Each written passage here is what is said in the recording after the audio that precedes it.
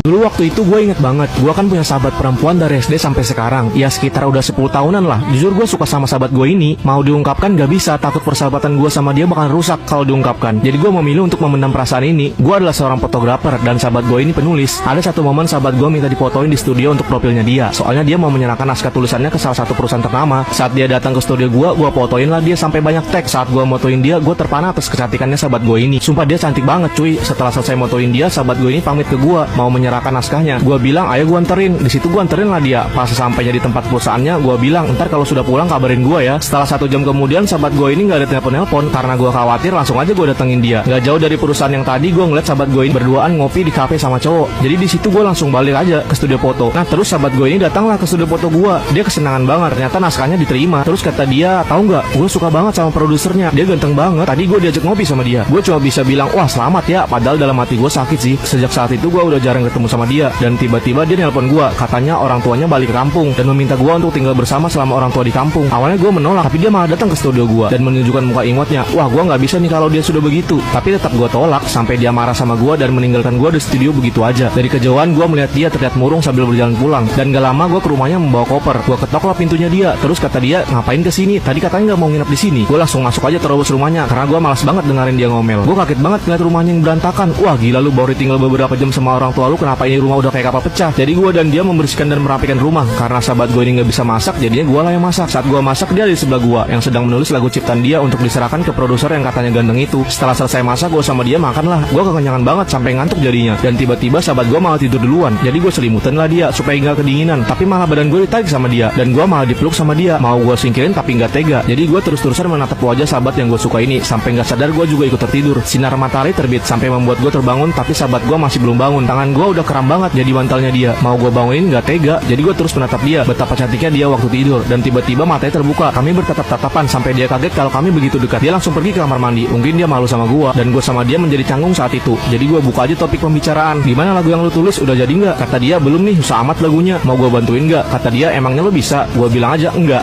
Gue malah ditimpuk pakai buku sama dia. Gue ajaklah dia ke studio gue. Nah di sana ada teman gue. Dia kaget banget gue datang sama sahabat gue karena baru aja gue kemarin curhat sama teman gue kalau sahabat gue ini suka sama produsernya. Dan teman gue ini nyaranin buat gue ungkapin perasaan gue ke dia. Tapi gue nggak bisa ngungkapin. Dan kata teman gue, ingat penyesalan ada di terakhiran. Karena hari udah mulai malam, jadi gue sama sahabat gue memutuskan untuk pulang. Nah jadi gue mandi duluan saat itu. Tiba-tiba teman gue ini nelpon HP gue dan diangkat sama sahabat gue. Kata teman gue, kirim dong foto yang tadi di studio. Terus kata sahabat gue, Ardaunya lagi mandi. Nah teman gue ini nyuruh sahabat gue untuk membuka laptop gue. Tolong buka folder 2023. Di situ ada foto, kirim ke gue ya. Nah laptop gue dibukalah sama sahabat gue ini dan dikirimnya foto yang diminta teman gue. Tapi sahabat gue menemukan folder 2013 sampai 2023 yang berisikan fotonya sahabat gue